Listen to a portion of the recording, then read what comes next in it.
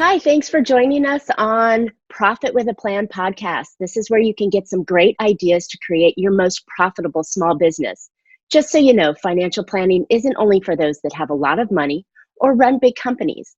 A workable financial plan is for us everyday small business owners and professionals that want to make great financial decisions that lead to bigger profits. So join me, Marcia Reiner, your financial business strategist, fractional CFO, and certified financial planner, each Tuesday for some smart ideas that can add more profits to your bottom line.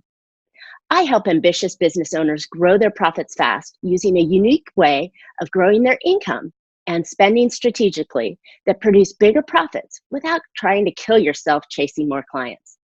If you're curious or you know anybody that might be curious, share my podcast or let's chat. We can create greater profits together. So I am super excited today to have my friend and fellow eWomen Network member, Arin Halicki, on today's show. Arin is a clarity catalyst for entrepreneurs, helping them build high-performance teams and increase profitability, which is what we're constantly talking about. After 12 years of corporate ladder climbing and 4 career changes and a failed startup, Arin realized that she had become a human doing. And she was stuck repeating patterns and situations that kept her small and away from her passions in life. Determined to break that cycle, Arin took a stand for being.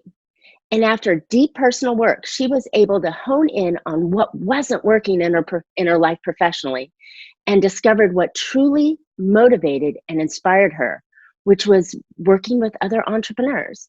Arin's passion is in networking and strategy, and she believes that no one should suffer through a job and that everyone should follow their career or entrepreneurial dreams that they're willing and committed to. She can see the possibilities where others cannot and holds people accountable for their progress. Welcome, Arin. I'm so excited that you're here. Thank you so much, Marcia. This is an amazing opportunity.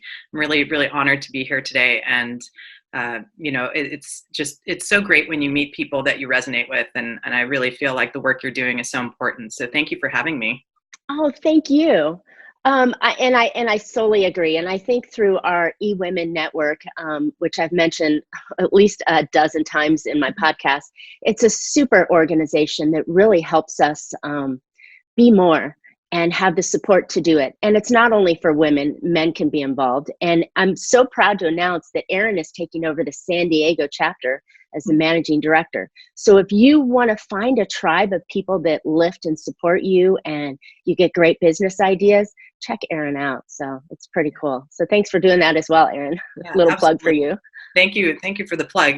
Yes, San Diego is really a great community for entrepreneurship. It's part of the reason that I decided to move down here because I'm originally from Northern California. Oh. And every time I would come down to visit, there's this story that I get back on the plane, I'm like, why am I leaving? Because I really like this place and I want to, try and make this home. And then what happened was I had left my corporate job at the time to go work on this startup idea, the one that you mentioned in the bio that didn't turn out as well as I wanted. But what I was doing was sourcing different resources down in this area. And I was so blown away. There are so many entrepreneurs and small businesses between Orange County and San Diego. It just blew my mind.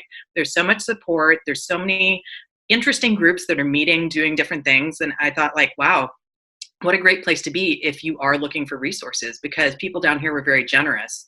And Silicon Valley, I just have to say, in my experience, was a little different, a little more formal, not quite as open. And I felt like if you really had something that you wanted to pursue here, you could get real touch, hands-on kind of mentorship, as opposed to, I'll just give you some money and I'll come back in 6 months or something. Check how you're doing. Is there a pulse?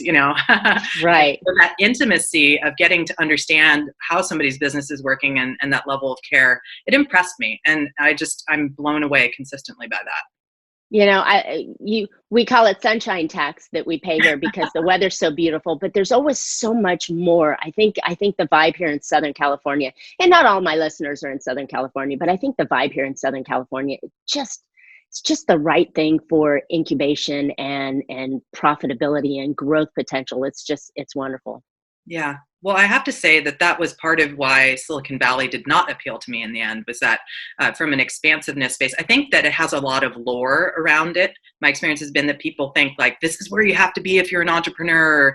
And really the message at the end of the day is you don't have to be anywhere. I was just talking to somebody the other day who started his startup in Indiana, and they don't really have the same kind of, resources that you would, like when you do a Google search on something, you might think, oh, I need this, I need that. And it's like, well, if I'm in Indiana and I don't have that, what do I do? But it's really about creating something and creating a possibility for yourself and being willing to ask questions, or, go ask somebody on an email like, hey, I saw your awesome book or your website or your video or whatever, and connect with people, because it really is about the connection at the end of the day.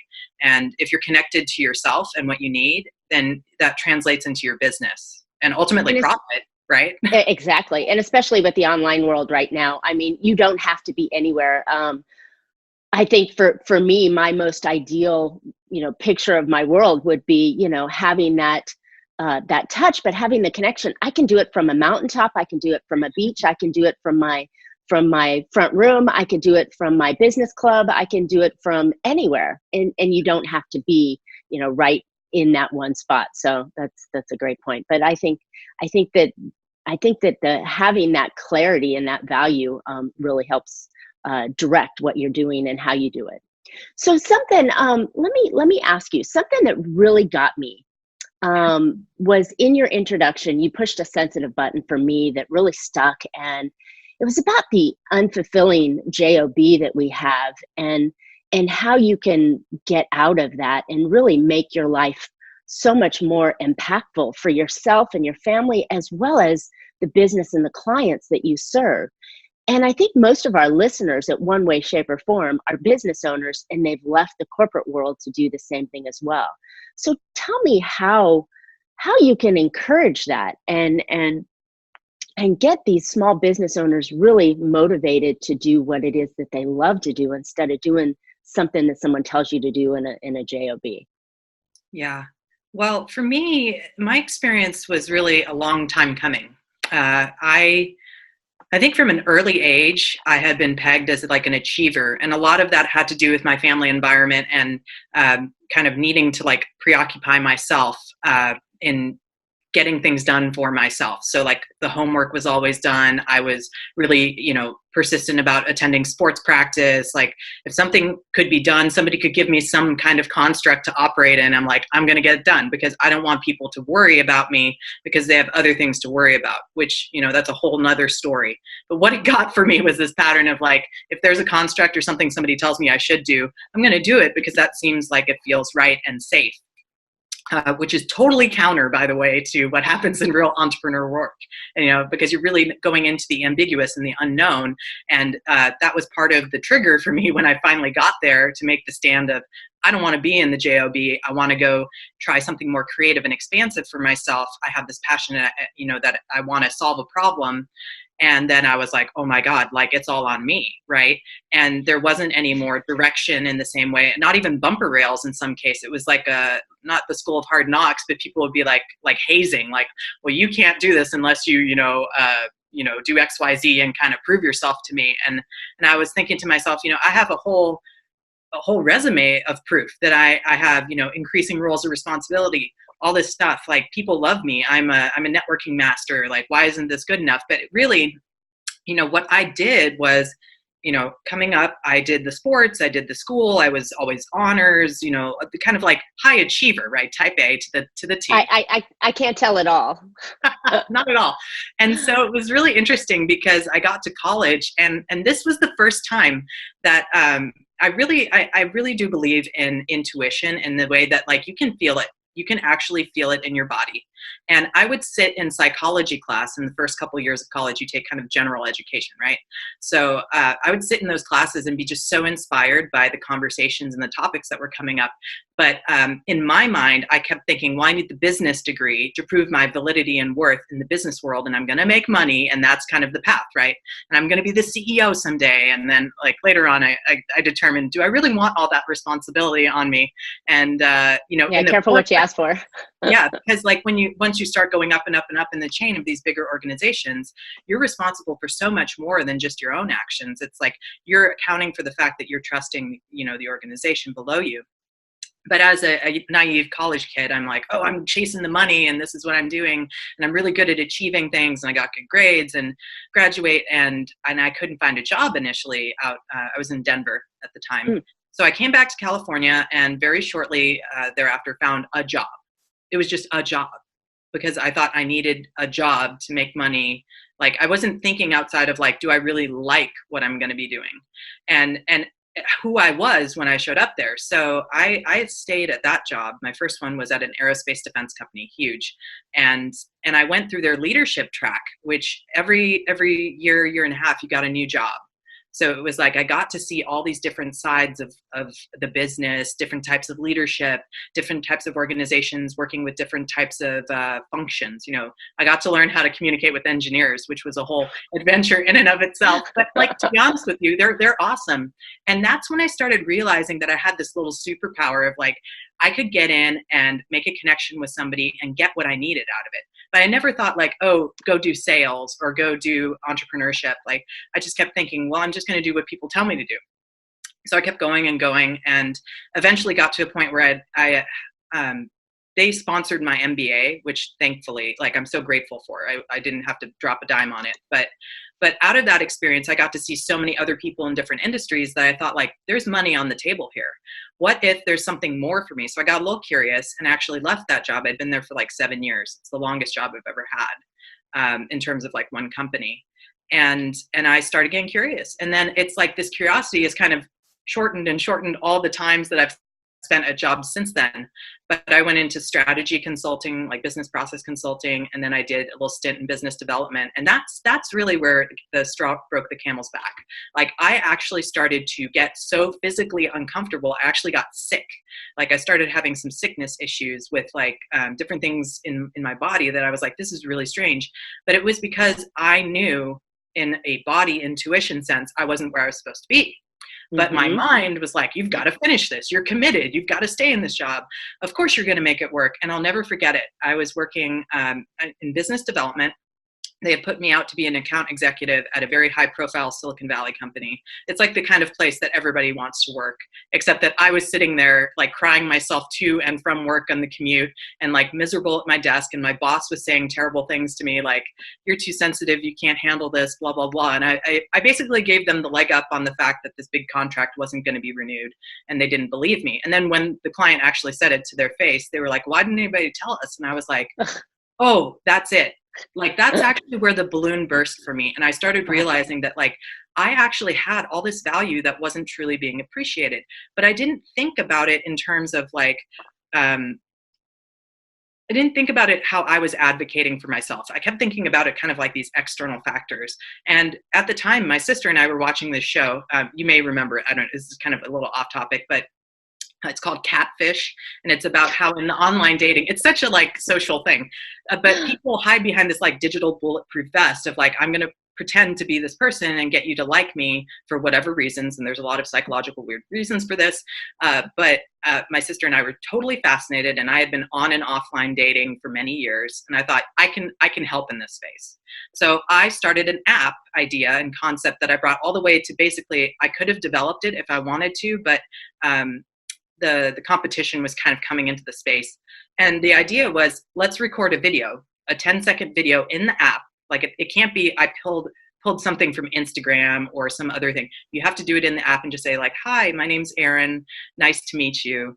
And you're going to get way more out of that than any picture I choose to show you. Even if it's at like a crazy Instagram angle or something funny, at least you're going to have a better sense of the person, and you're not going to have like a David Beckham scenario where it's like, you look really good, but then you're like, hi, my voice is really high, and it doesn't match, right? Right. And that's very judgmental of me to say, but like, sorry, David Beckham. The idea was so embedded in my experience of dating that I thought like, I'm passionate about this. But here was my kind of first misstep in entrepreneurship.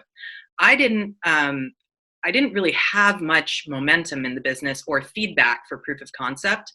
And so I actually left the job behind, the stable job, and I like went into this without really a lot underneath me. And I didn't have a sense of needing that worth and external validation kind of like to not be as important as it was. So what happened was I'm like chugging along for about a year and a half. It came to a point where I was thinking like, am I even doing the right thing? Am I still passionate about this business? Because other technologies were starting to use, or apps were starting to use video. And I thought to myself, this is so bizarre. Like I'm getting that feeling again. Like, I don't think this is right. Or like, I didn't understand at the time. And it was very confusing for me. So I ended up dissolving the business. And funny enough, I had created like a C Corp and all this stuff. I was like, I'm getting investment and like, it's gonna be amazing, right? But here's the thing. Like, I was so in the, I'm going to do what other people tell me to do, not what I want to do. And I felt like, hold on one second, stop. My cat likes to open doors, and there's this like little cabinet door here, and he's like making a lot of noise. No, that's okay. I didn't hear it. And you know what? It just tells me that you're human. So yeah, there's, exactly. There's a life around you. I'm a cat mom. So it's interesting because I just got to this point where I was feeling that feeling again, like something, why am I not understanding something? I'm missing something here. And I had started way too late in the game on getting market feedback. At the time, I didn't really have a stable job, right? Because I'm just doing this entrepreneurial stuff, like amorphous, right? And I can do anything kind of stuff, right? Yeah. And so what I didn't understand at that time, and I'll kind of get a little woo here, is that what I'm realizing now is that's a lot of like feminine creative energy.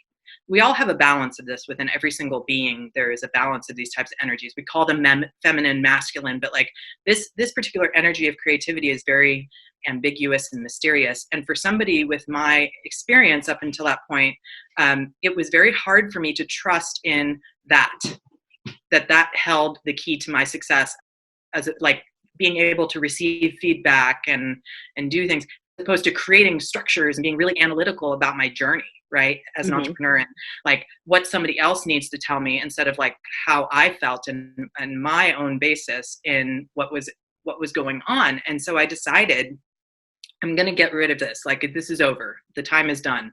Because, as it turns out, the cost to acquire a customer is really high. It's like $200 to $300 a person to get them on a dating app. And then if you think about that, Sarah, nobody's usually paying that much for their memberships or other things. So from an investment perspective, people were like, I'm not going to give you money because you don't have like the next Tinder. But the chances of you being the next Tinder are small. But here's the thing. If you let that get in the way of something that you have a burning passion for, then you will not succeed as an entrepreneur. Like, ultimately, yes, there are business decisions, maybe litigation or something else comes up. Like, there are reasons why you might like stop being an entrepreneur in a particular idea. But what I learned out of that was that I got to a point where I was like, I don't want to go back to corporate, but I can't continue with this. So what do I do? Right? You said about the doing in my intro. This is where it started to break for me. And I started understanding that there was something missing about my beingness. So I became a software engineer, totally crazy, like software developer, because I thought if I couldn't get somebody to develop my prototype, I'll do it for myself. Right? Hilarious. You know what? I'm getting a theme here, and this is something that just gave me the big aha, and it started to come in the last conversation. You talk about how you are very, in all of the jobs where you're told to do something and you feel like you have to do it because that's what it is. That's a very masculine energy. It's all the tech, it's all the software, it's all the implementation, it's all the hard stuff that everybody says. And then you talk about the passion of creating and having this feminine energy. And this is my big aha. And I kind of still hear it in your voice that that's maybe not the right or the good way, where the other way is the successful, what you should be doing. So I feel like you have this battle going on internally as to what, should you be masculine or should you be feminine? And I'm a big fan of the same thing. And that's why we resonated so nicely, is that you got to find a way to be both. Right. And so I'm in my story right now. And I have to say that, like, now, I guess this is like almost 3 years later, I do finally have a sense of what it feels like to kind of be in this inner, in between. And my best advice to somebody that is stepping into business and maybe like either experiencing some friction or something where they're either something's not working the way they expected, or they're uncomfortable with a certain situation, not sure how to proceed, that I would invite them to consider that we are creating our own reality.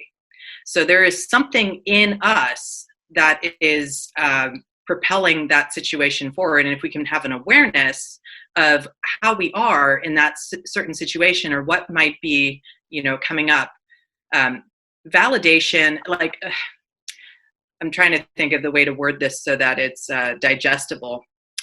The idea of needing to be right, self-righteousness, that can manifest as perfectionism. And that was kind of a big aha for me recently, that like I have been trying to go through life up until like a couple years ago, really being perfect and not standing out. And that is like totally counter to being in a creative entrepreneurial space, because you need to fall forward into the possibility, which is a big risk. There's no structure there per se that that's like super well defined. Every business is a little different than the next. I always loved it when people would say, we'd be in like leadership meetings when I was younger in my career. People would be like, well, how do I get to be like you? Like, how do I become a manager or whatever? Well, let's not even, go there. That managing and leading is two different things, right? But I always hated that question, because instinctively I'm like, there's not one path. Like, people aren't going to just wake up one morning and be like, well, if I do X, Y, Z, it's going to happen, for like a mechanism or a technology to help you do something. But I will say with certainty that if you wake up and you are committed and intentional about what you're working towards, kind of like setting a North Star for yourself, you will make amazing things happen. It may not look exactly like what you may have imagined. And I think that vision board is a great example of this. Like, a lot of people set their intentions and they put the vision board out there, but like, those are magazine pictures, or like most of the time it's not pictures of yourself and actual things in your life. It's like a representation. Same thing. When you set a vision for your business, it's a representation of a feeling, of an experience that you are creating. And if we can keep in that kind of a sense of being, and less focus on the exact, like, how it's going to be, like the doing part of things, you actually open up a lot more space for that stuff to come in, whether it's feedback or like, and I'm talking about market feedback. Like, what if you've been chugging along for, 5 years, you have this great brand, or so you think, and then somebody comes in and basically tells you that your branding is the reason that you're not getting customers, but you've been so in love with it for 5 years. Are you really open to changing it? I can't answer that for everybody, but that would be a situation of like, when you get to certain precipices in your business, the decision points, uncomfortable situations, whatever you want to call them, you are at a place where you can choose to be a certain way and then do something. Because it's really more about like how you're being in any given moment than what you're doing. The doing follows the being. If you are like intentional, most people think like, if I do this job, then I'll have money and I'll be happy, right? Wrong. That's tricky. That is so tricky, because really it's, if I'm being intentional, then I can do the thing that I want to do and I will have the outcome that I want. So, which will make you happy. Which will either make me happy, get me money, whatever the right. thing is that you're aiming for. And so when it comes to profitability, especially, and this is going to be probably a little esoteric maybe, it has far less to do with the actual money as it does with how enrolling are you with the people in your business and your clients. How willing are you to receive gracefully and in integrity feedback and grow? If you're willing to grow and there's space, then the money can come in. And and I feel like that is all grounded in a sense of worth. If you believe that you're worthy of it, that's a huge part. And then the other part would be, if you are actually aware of yourself, your being in business. I almost wanted to call, it's a side note, I almost wanted to call my podcast Being in Business. And I was like, Oh, no, this is too much of like a, like a weird metaphor or something. But I'm so passionate about it that a lot more of people are opening up to this idea that it's less about like the exact mechanisms, mm-hmm. and it's more about like who you are in any given situation, because people remember that. They're not going to remember your spreadsheet or your PowerPoint presentation. I mean, they might, but really they're going to remember the sense of you in business. And I agree. I think that we all have to have that, and that clarity that says, I'm here to serve, or I'm here to do, or my product does something for them. And when you put that out there with that intention that, I'm here, or this thing is here to serve them, then they'll feel that and they'll have that be more open. And you're right, it's not about the spreadsheets and, if I cut this dollar here, then I'm going to be more profitable there. It's about having and being in the right situation and then doing the service that they need. So it could take your being and doing and turn it around a little bit. But I love it. It's so important because they will remember. They make connections with those people they like, know, and trust. And then that's when they'll buy from them. But I think that's where you have to start, right? You have to have that intention. Perfect. What you just said is so perfect about the blend, because you need both. You need a being and a doing, because if you're just being, then it's like, what do they say? Like in the law of attraction, like it implies action, Yes. There's action in attraction, right? So there is some mechanism or doing in the achievement of things, but it really starts with the being. And so I have to say that through all of my experience, all the story leading up to this, what I was ignoring and what I was kind of bypassing was this sense of beingness in business. And so for what it's worth, I would recommend, if people are in a place where they don't know or they are stuck, getting feedback, especially like unbiased feedback, is probably one of the best ways. Like most of the times we always think of like what's easiest for us to do. Like if somebody asked you, go ask like 10 people how effective my presentation was. They're going to go to people probably that they know versus not know to get that. But it would be like a challenge and a stretch for somebody to go and ask like somebody who they didn't know, because honestly, whatever they say, you're assuming into the fact that they wouldn't give you good feedback already, maybe, but what if there was a possibility that they held the key to like, some amazing breakthrough in your business? There's so much to be said for getting feedback in those moments. And that's why working with somebody like a coach and or a mentor is so critical as an entrepreneur.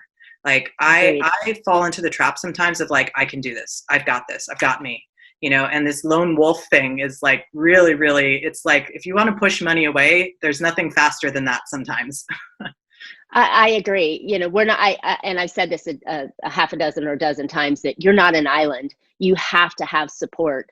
And even when you're testing your solution, you gave me some good ahas here, that you have to go out and try these things and get honest feedback from people that you don't know, or maybe wouldn't necessarily give you what you think oh yeah, girl, I got you kind of stuff.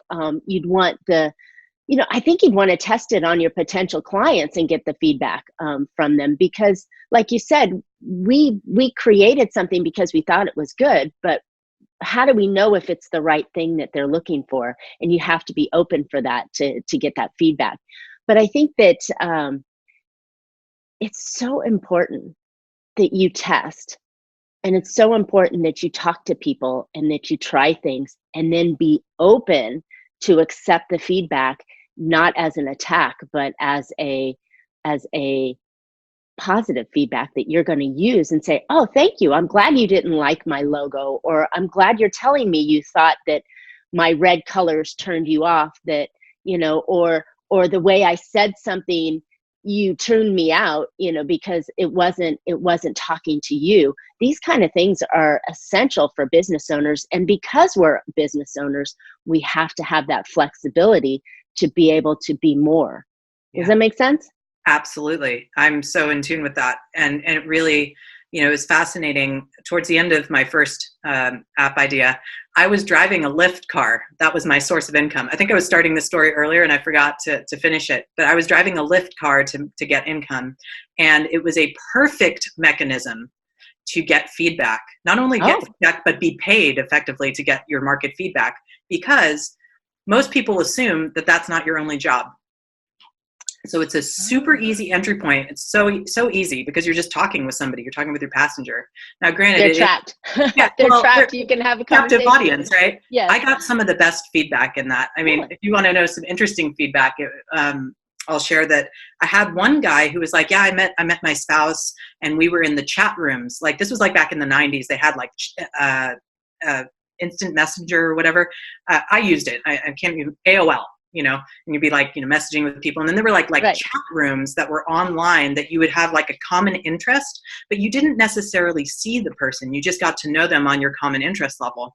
And I had like hand over fist people telling me about this as like, it wasn't as important. Everybody was telling me empirically that it wasn't as important what somebody looked like, that they actually resonated with the person. And I was like, this is fascinating, because if you think about the dating world right now, a lot of it is very like, superficial, right? Yeah. So I thought it was interesting. I tried to use some gamification in my app concept of like, you would get to know the person a little slowly, and then the reveal was kind of like the pay to play, where like you had tokens or coins or whatever. But it was interesting because I never really thought of it before, but that was a little outside the box, because most people think like, I need to, like you were saying, like, I need to get my target market. I need to, and yes, totally important that some level of your avatar or target market should have feedback in the process. But it's like, we shouldn't discount some other things, because there's like early adopters, and then there's kind of like the people that kind of swarm in at the end. I would say, I'm just going to continue using dating since I know so much knowledge about that industry and my own experience. Well, wait a minute, but that's a perfect correlation to business owners trying to get clients. You're trying to date that client until the client says that, oh yeah, I want to go out on a date with you, or I want to marry you, right? Buy your product. This is actually a perfect correlation. I love it. Please continue. Yeah. And I mean, I'll even give I'll go like super personal right now. So this is a total reveal. So I currently I'm single. And so I'm in this world right now, and I have not been all that seriously in this world for a long time. After my experience trying to build one of these things, I was very turned off to the idea of like, oh my God, I have to use one again. Are you freaking kidding me? So anyway, I said, okay, I'm going to do this. And this happened that I really felt like like this would be like you're in business. You're like, I really feel like I got this person, this is going to be my client. So I had somebody that I was talking with that we met up quite a few times now. And suddenly it just kind of like dropped off and ghosting, whatever, it doesn't matter. But like, I am of a leadership style that like, if it's meant to be, it's really up to me to do something about something. And it doesn't have to be an affront. It could just be like, hey, I was thinking about you. What's up? And anyways, it turned into some feedback for me that I wasn't expecting. And I was like, oh. And then I told my friend, because this is what girls do, is we talk about these things, right? And I was like, what do I say to this? Because I feel like there's an opportunity space for me. And she's like, you get to ask for feedback in this situation. And I was like, oh my God, I get to ask for feedback. And it's very uncomfortable for me because I have no idea. I mean, this person could say like, I don't know. I mean, like, your toes are ugly, or I don't know, like, you know what I mean? Like, it could be anything that comes back. But here's the thing, is that space has so much potential for what I'm going to do next. And like, I feel like as a business owner, if we're not willing to kind of like go there to these uncomfortable spaces, then we miss this whole opportunity for insight and growth sometimes that could be very valuable. But being in that space, I don't want to sell it like it's easy. It's not easy. And this is a practice. Like, I think we talked about it, that like the entrepreneurial skill set is actually a skill set. It's like, it's something that you build and grow. It's not like you just like I say, I'm going to do a triathlon and I've never swam and I've never rode a bike, or, maybe I ran a little bit, but it's kind of like I have some knowledge, but I don't have like the whole picture. And it takes you training. You commit to your training. And sometimes you fall off your bike. And sometimes you don't make it the full 800 yards in the lap swimming or whatever, but you get closer. And if you're willing and if you're committed and resilient, you have a shot.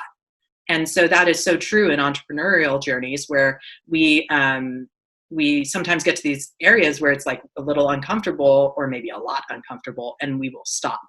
But if we push a little farther, I mean, I'm saying this within reason, obviously, like, Mm-hmm. if we push a little farther, there might be something there that we can either keep going or pivot, God forbid that we actually change something, like, right? Right, right.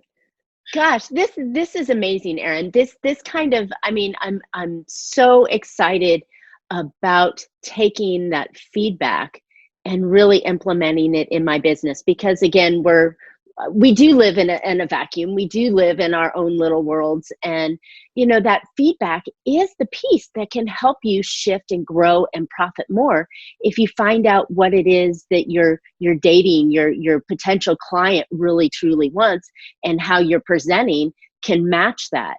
And that's the big aha. I didn't think we were going to talk so much about feedback today, but I was thinking, man, that is really point on what business owners need to do.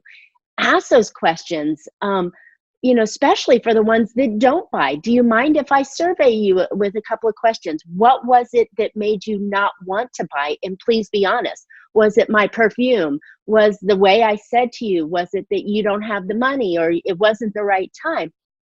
There's always a reason. And if you can get that honest, sometimes brutal feedback, it will help you improve and go and to get you to the next level. So I love this. Yeah. This is so valuable.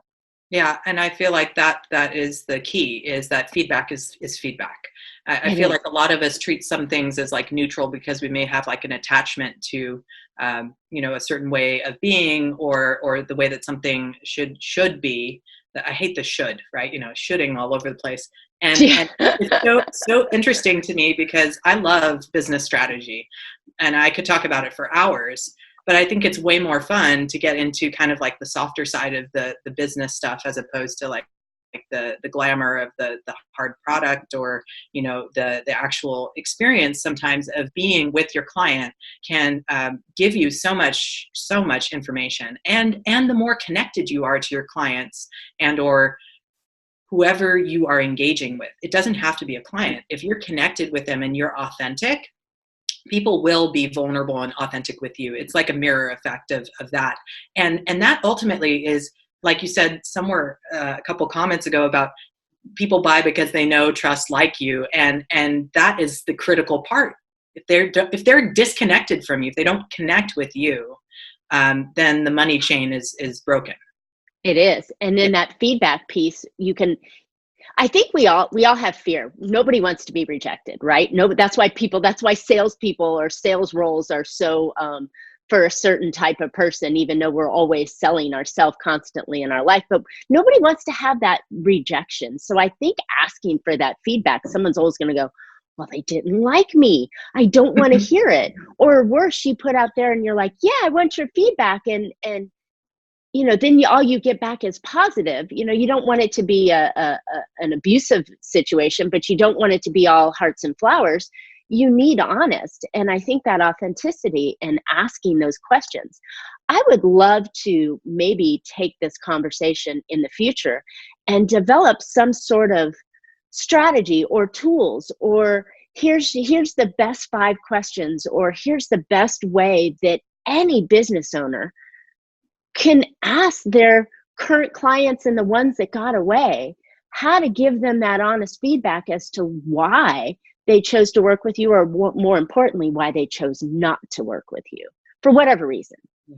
I think a big piece of it, and we can talk about it later, because I know that we're having a lot of fun right now. I imagine we're probably over time, but we're pushing the limit, but we're good. But I feel like it's the safety aspect of things, like the safety of somebody in any given situation is going to allow them to truly be authentic. And so if you feel safe with yourself, or you are, that masks as confidence sometimes, like with sales, or if you are feeling like you are safe, like you're heard by whoever's asking the question. So it's about like creating a place and a safe place for that exchange. And I think about it in terms of safety. I love it. Love it. Thank you so much, Arin. This has been an amazing conversation, and I would love to put part two together and Yeah. talk about that feedback a little bit more. Is there anything else you'd like to talk with our audience about today? Yeah, well, I want to put it out there. If any of this resonated with you and you'd like to maybe ask me some more in-depth questions, I would like to be able to connect with you. And so my contact information is below. If you'd like to book a slot on my calendar, I'd love to have I'll put a 30-minute slot on there. We can just chat about business and just kind of get to know where you're at, see if there might be a little nugget where I can help you either get past a challenge or see it in a new way. This is what I love to do. I'm so passionate about helping people see these possibilities and really, taking their business to the next level. So I'd love to connect with you. Perfect. Thank you so much. That is so valuable. I know that I tried to book a question time with an attorney, and it was $7.50 a minute. So I mean, getting a complimentary or a free session to brainstorm and come out, these are invaluable. So please, everybody, take her up on that offer. Run an idea or two by her. Go a little deeper in the conversation. It'll be well worth your time. So thanks again, Arin.